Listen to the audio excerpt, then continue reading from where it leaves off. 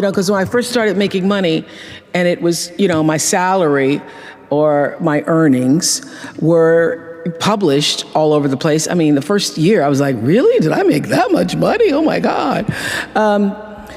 It was very difficult for me to figure out where my boundaries were because I'd grown up poor and didn't have anything. So it's easy when you don't have anything and people ask you for money and they say, I need $500. You say, I don't have it because I'm just trying to get my rent paid.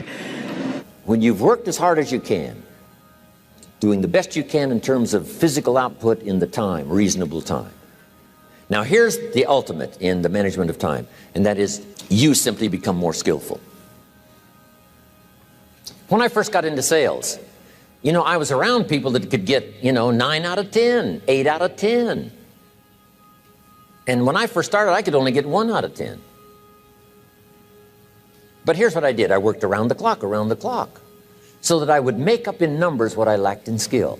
That's good in sales. You got to jot that down. When you're new, you make up in numbers what you lack in skill.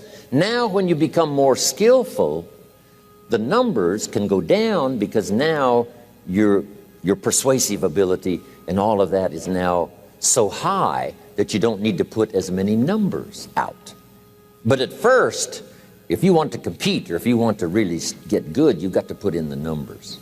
So how do you set boundaries for yourself? I was having trouble setting boundaries for myself for even strangers. People would just show up at my door in Chicago and say, Oprah, I left my husband, please help me.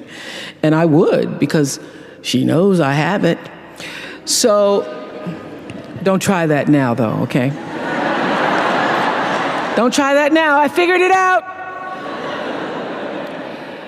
So what I learned is that the reason why people keep showing up is because my intention is to make them think that I'm such a nice person that you can ask me for anything, you can get me to do anything, I'm gonna say yes, I'm gonna say yes. So when Stevie called me this time, I thought I'd try out my first no on Stevie. Let's start big.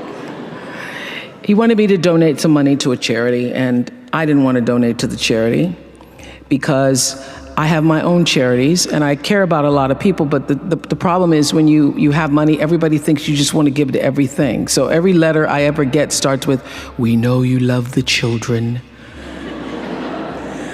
Yes, I do love the children, but somebody else is going to have to help the children. So I said to Stevie, no. And as a person who has that disease to please, I was waiting for him then to say, I will never speak to you again. I will never call you. I will never sing a song for you. And he didn't. He just said, okay. Okay? Okay, it's okay? He said, okay, check you later. And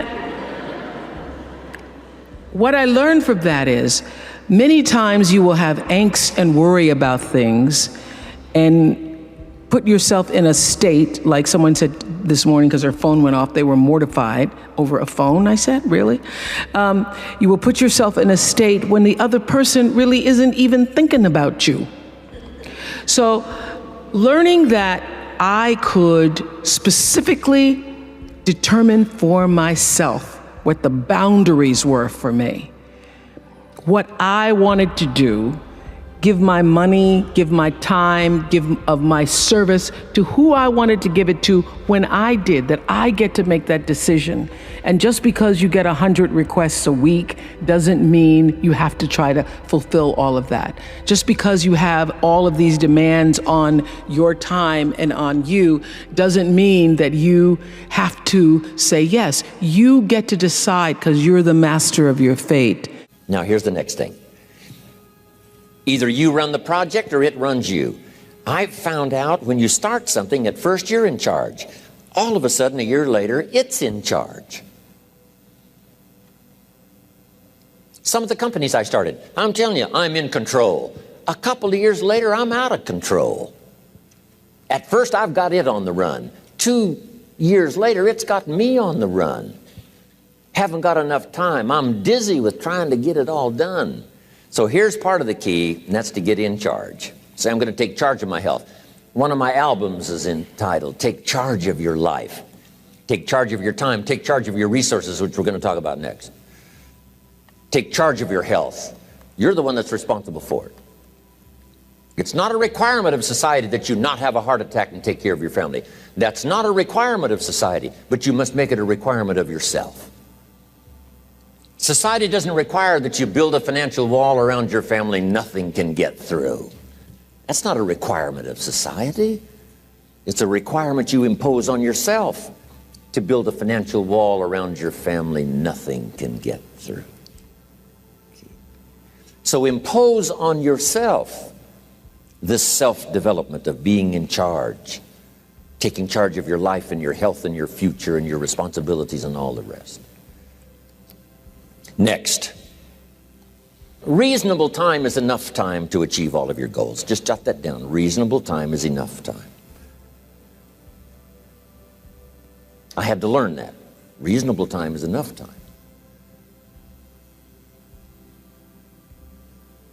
Here's why. It's not the hours you put in, it's what you put in the hours. If you start depositing greater ideas into the hours you've got later than now, I'm telling you later, you can't believe the productivity that will flow. The captain of your soul, as William Ernest Henley said in Invictus.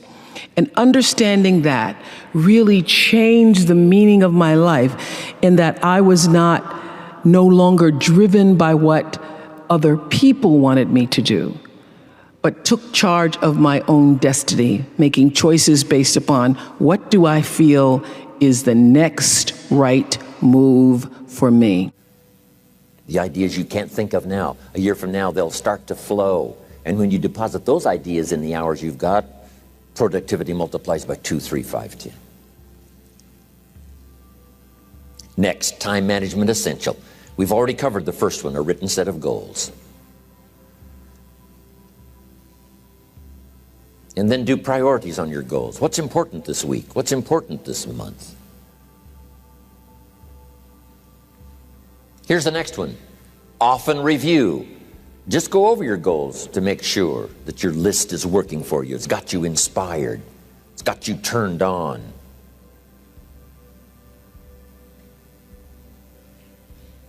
Somebody says, how come you're up so early? Say, if you were headed where I'm headed, you'd be up early too. Well, if you were going to meet who I'm going to meet, you'd be up early. If it was going to stack up for you like it's stacking up for me, you'd be getting up early.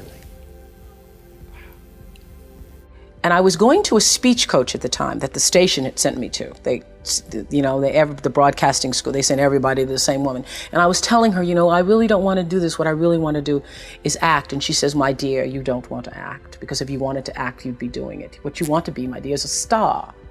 Because if you wanted to act, you'd be waiting tables in New York. And I thought, now why am I going to wait tables if I'm already working in TV? So I said, well, what I think is going to happen is I will be discovered. Because I want it so badly, somebody's going to have to discover me.